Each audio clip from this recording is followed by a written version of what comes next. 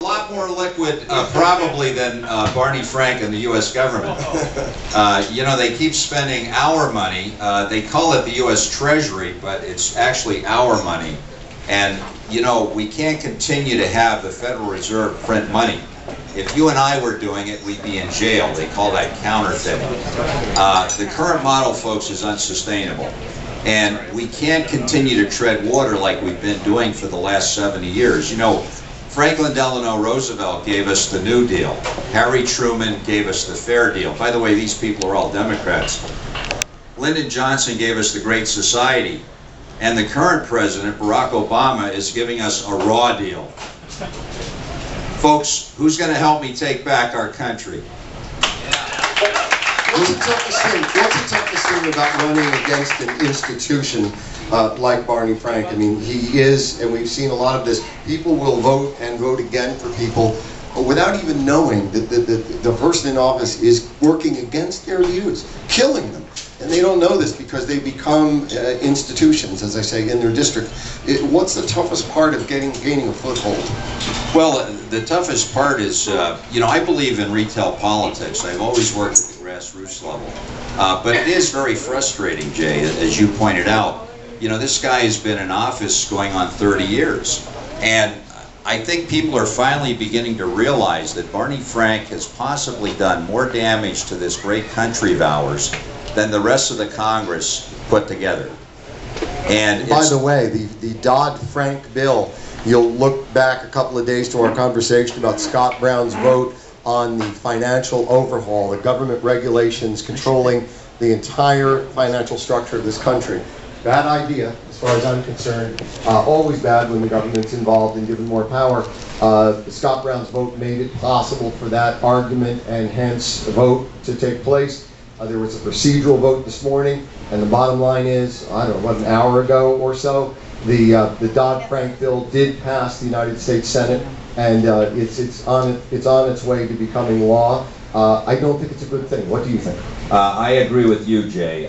That was a bad bill for many reasons, but the best reason of all is the fact that it didn't address government-sponsored enterprises, GSEs. Fannie and Freddie have got to go. We are on the hook for $5.1 trillion worth of debt. And that's you and me, folks. You know, they talk about the U.S. Treasury, but it's really you and me. It boils down to the taxpayer. They didn't address that issue. We have to get rid of government-sponsored enterprises. Wouldn't you love to have a business and have the implicit backing of the federal government? You could take any risk that you wanted to take.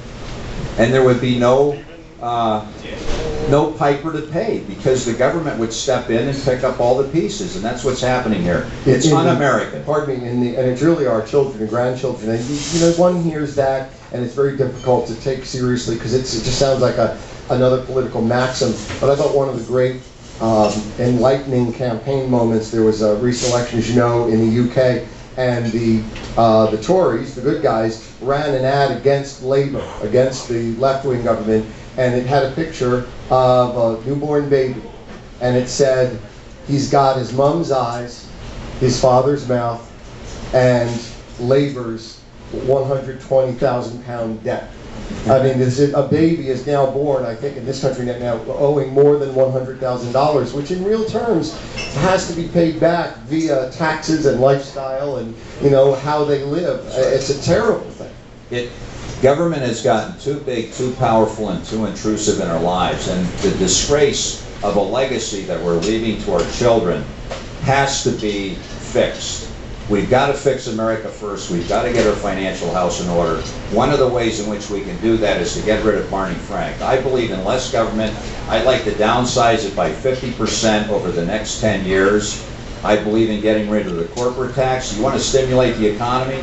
Government spending doesn't stimulate the economy. Government spending is a drag on the economy. It's never worked, it never will work.